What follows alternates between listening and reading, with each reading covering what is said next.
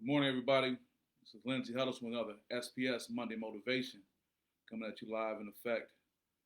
I want to talk about some things that have been top of mind, things that have been very clear to the entire world, things that took place these past few days in Washington, D.C., the nation's capital. How could I give a Monday motivation on the first Monday after we witnessed something that probably will be the most heinous thing we've seen in our lifetime, which was protesters, rioters, terrorists storming the nation's capital. Lindsay, what does this have to do with me? I'm not really involved in politics. Just want to get on with my day. I get it. That's why the question is what it is. What role do you play in the American hypocrisy? So, Lindsay, how can you sit here and say that as you wear a USA basketball hoodie with the American flag emblazoned on it? Like, Lindsay, you're a black man in America. How can you even fall into that? You sound hypocritical yourself. No, not at all. I recognize that America is an idea more than a place. America is an ideal of a certain way of living and a certain way of thinking. And people take these things on and act on them in different ways. And my question is, what role do you play in this hypocrisy? I use the word hypocrisy because it's easy to have the images of last summer when Black Lives Matter protesters arrived in the nation's capital and they were received with such a show of force by the police that was, almost expected, but tragic to see when you compare that to Donald Trump and his minions coming to the Capitol and how they were met with nothing. To go even further about the hypocrisy, there's been several reports that many of those. Good morning, Michelle. We're getting it in today, talking about what role we play in this American hypocrisy for this SPS Monday Motivation. And I was just talking about how even though Black Lives Matter showed up in the summer pretty much with the police forces prepared for a riot, or war, compared to little to no police presence when individuals came to the Capitol. Even though weeks and weeks in advance, the FBI and other federal agencies were asking the Capitol Police, which is a separate entity within itself, do they need help? And the person who now resigned from the Capitol Police said they didn't, but I think it was also because they knew amongst that crowd were going to be several members of law enforcement. Now, this is not even a debate about law enforcement, and that's a tragedy that law enforcement can justify being involved with that, but we've all known that these type of issues of unrest run rampant in police forces around the country. And some of the most, how should I say, disenfranchised, the people who feel they're most disenfranchised represent white males and females in the police department. So where am I going with this? Despite what we see on the headlines, despite what we see around the world, we still have to think about how we're going to move forward. Not necessarily as a country, but as individuals. Because I still got to get up. Baby still need new shoes. You still got to take care of your family. You still got to feel good about your mental health. But I want to ask you, what role do you play in this American hypocrisy? Do you play the role of the person who stands up and screams, Blue Lives Matter, as someone stands next to you with a Blue Lives Matter and throws that at a Capitol Hill officer, ultimately lead to his death? All those Trump supporters who showed up at the Capitol with no plan, no nothing. Good morning, brother. Thank you, Dale Beer, for checking in. Yeah, man, we got to talk on this topic. What role do we play in this hypocrisy? Talk about those guys who showed up for Trump's rally, men and women, and stormed the Capitol, and then got in there and didn't even know what to do. See, I was going to preface this comment by saying, Brother Payne, good morning. Shout out to the point guard.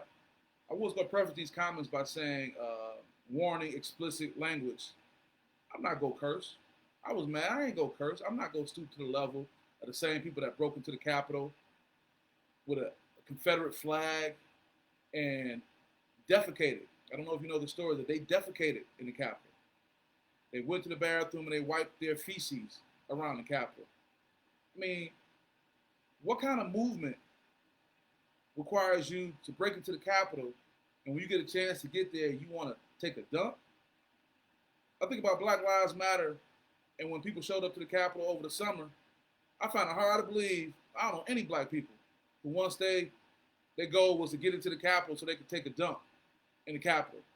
People showed up in Washington, D.C. to protest unfair treatment by police, police brutality, and what we want is economic equality, civility, and all these other principles and ideas. So my question is, what role do you play in American hypocrisy when you say you want to get up and you want to make your life better? Now, I'm not about to turn this on you. I'm not about to take away the shame that should come upon all those people who were caught on television. Their pictures were taken. The guy who jumped over into the Senate seat and said he was the first person to sit in the Senate seat, he's been arrested. The guy who was in Nancy Pelosi's office, his feet up, he's been arrested. Now, we can also add, yeah, he's been arrested, but is he going to be charged? What's going to happen? But my point being is, what role do you play in American hypocrisy? Are you that state legislator from West Virginia who stormed the Capitol with other people? And once he got inside, he tried to say, well, he was there as a member of the media, even though he had no media background. And then when he got back to his home state of West Virginia, there was a petition with 10,000 signatures asking for his resignation, and he resigned. You see, what I'm getting at is, as much as it's a slap in the face to black people when we see a horde of white people act the way they act, the reality is that there's still consequences and repercussions. Now, my question is, what role are you going to play? Are you going to be stymied by this? Are you going to be stuck by this? Are you going to be locked into this mindset that I can't move forward? Because we still got to get up and hustle. We still got to get up and grind. We still got to get up inspired. Yesterday, I posted a picture, two starkly contrast images, one of Michigan State basketball in the unification circle with Purdue, two teams that have had hard-fought battles for 30 years, but at the drop of a dime, they said we want to come together for unity. And right below that picture was that idiot inside the Capitol with a Confederate flag. And the caption I put there is, we are who we believe we are. That's true. You are who you believe you are today. Do you believe you're the person that people told you were going to be as a kid growing up? You weren't going to be nothing. You weren't going to make it. You didn't have no future. You were just like your daddy. You were just like your mama. You're a black man in America. You're a black woman in America. You can't do nothing. Or was you that person that said, despite the odds against me, I'm going to continue to go forward? Despite what people tell me I can't do, I'm going to continue to go forward. Despite when I look at the news and I see mayhem and hypocrisy and just things that are just things that I know that I couldn't think of doing, I'm still going to get up and grind and make myself a better person for my family and my loved ones. See, we can't stop. What role do you play in American hypocrisy? Do you say you want to get it? Do you say you want to be a boss? Do you say you want to live high, but you still sleep in until noon and don't follow up on the things you're going to say you're going to follow up on? Do you say you want to be in a great relationship, a loving relationship, but you still don't share and communicate and be vulnerable to the person that you want to be with? See, I'm not trying to take anything away from those people who did what they did. I'm not being apologetic, but I will tell you, are you part of the hypocrisy where you're not even happy or comfortable being black in America? You change how you operate. You change how you deal with people because you're afraid of being unapologetically black. If anything, these past days should have showed you, man, hey, being black in America, you ain't even nothing to front about. Because you see what other people do. So what I wanted to say to you guys today, what I want to say with you in this time, is that as I wear this USA basketball hoodie, it's not because I'm trying to say America, America. I'm telling you there are certain principles I believe in as a black man in America that drew me to an organization like this. It was because it was the best basketball being played in the world. And I was drawn to that. Even being a black man in America, even being a former Marine, I was drawn to that. Knowing the history of this country, knowing that we are the descendants of slaves, knowing that statistics and data show that we are always treated unequally financially, in the courts, and all these things, knowing all that, I'm still getting up today to be the best version of myself. I'm still getting up today to say, I still got to press forward. I'm still getting up today, instead of me recording a SPS Monday motivation that's riddled with curse words and just hatred and spewing, I still will remain a level of professionalism and set an example going forward. I want to echo the words of Tom Izzo when we talk after the game and after his team made this symbolic gesture. It's time for the 20-year-olds to show us what to do. It's time for the Terry McCord Juniors of the world to say, I'm going to step up and be a better leader. They said it was something interesting about that demographic that stormed the Capitol. Overall, predominantly white men, but an older demographic, almost the profile of the gentleman who, I shouldn't say gentleman, that person who was in Nancy Pelosi's office. You know, this older demographic that has this issue with the constant diversity that's taking place in America. For example, seeing biracial babies in the Cheerios commercial. See, that is what we're fighting against. There ain't no Blue Lives Matter. It ain't no because Trump didn't win. He lost, and everybody knew he lost, but these people still gather there to follow on their hatred because they feel they're being pushed out of America.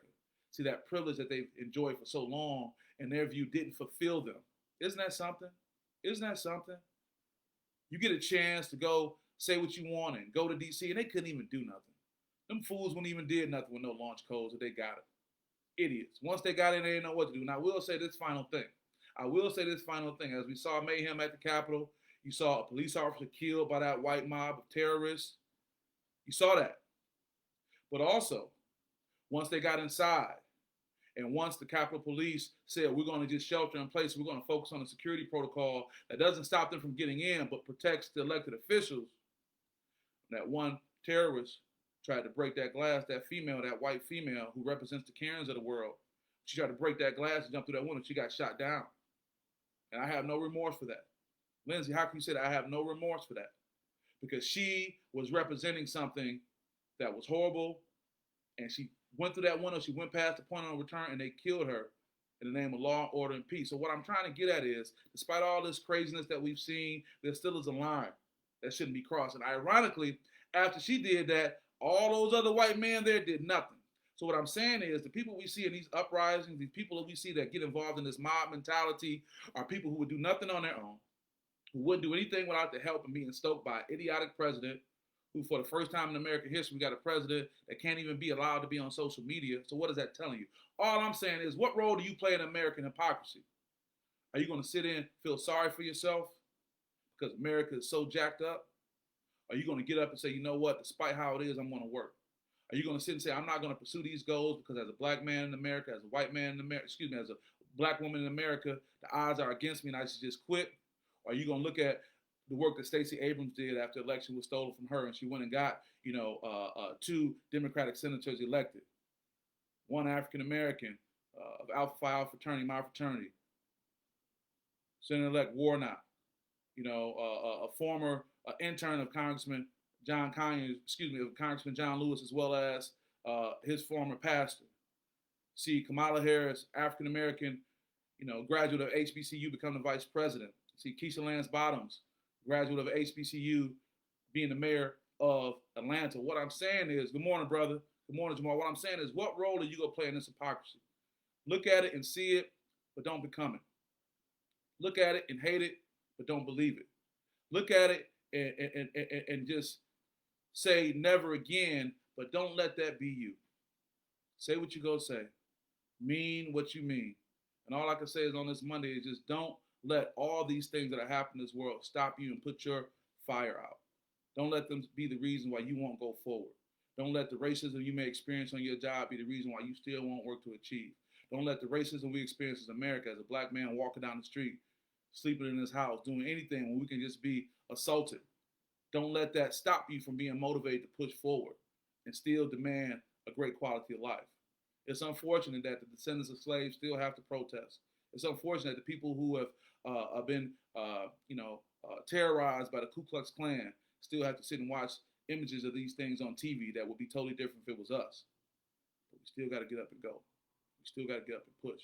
We still have to live in this country and make a commitment that we're going to make it better for our children going forward. I'm not saying it's easy, but don't you be part of that hypocrisy. I hope my words weren't complex today. I practiced a lot of restraint because I didn't want to get up and just cuss and fuss. And I just hope that you can get up today, despite what's on the news, despite what's going on in the world, you can still be positive, productive, and move forward, and not put up for any BS that's going on. Not accept that.